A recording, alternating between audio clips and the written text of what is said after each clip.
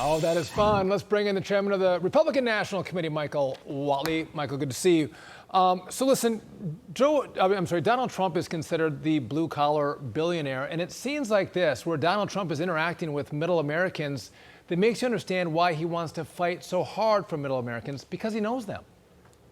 It's absolutely true, and when you spend some time on the road with him, what you see is what you get.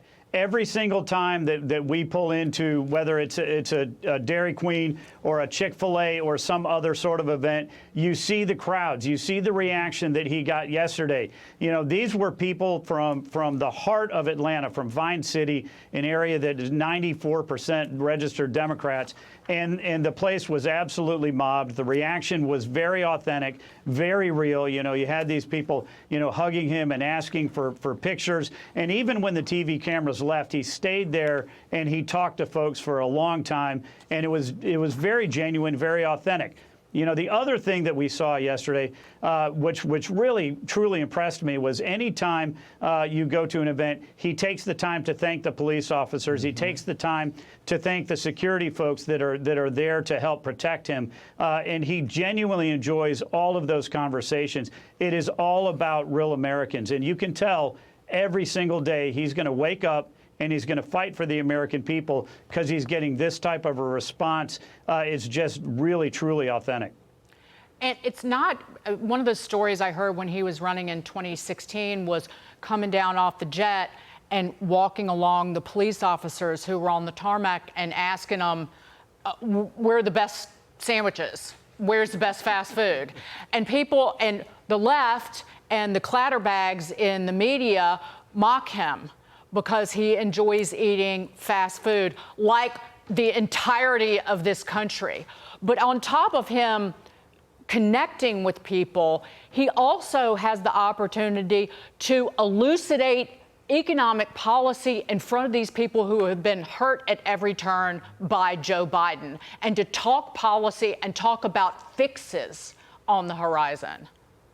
Yeah, well, the inflation is a statistic, right?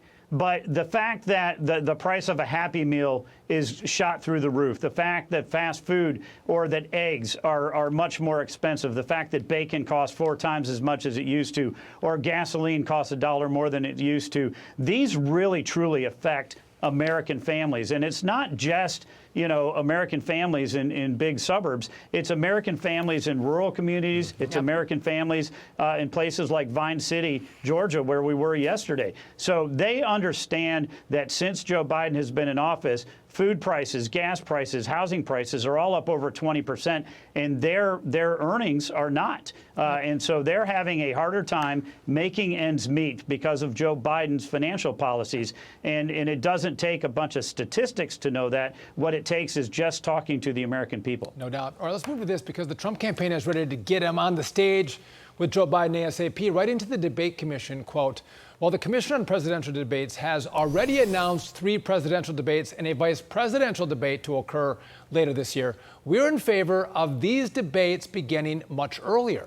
And the problem, Michael, is when you have debates after people have started voting, it would be helpful if everyone saw the 2 candidates go head-to-head and debate policy before we go to the ballot box with all this early voting.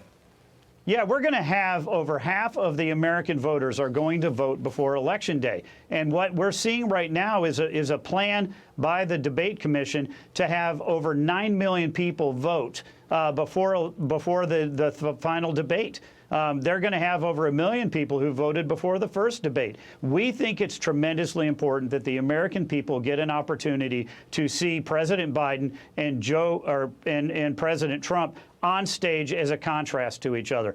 There's never been a bigger contrast. The policies jump off the page. The contrast we see every single day is very real, but the American voters need to see that conversation take place before they go vote.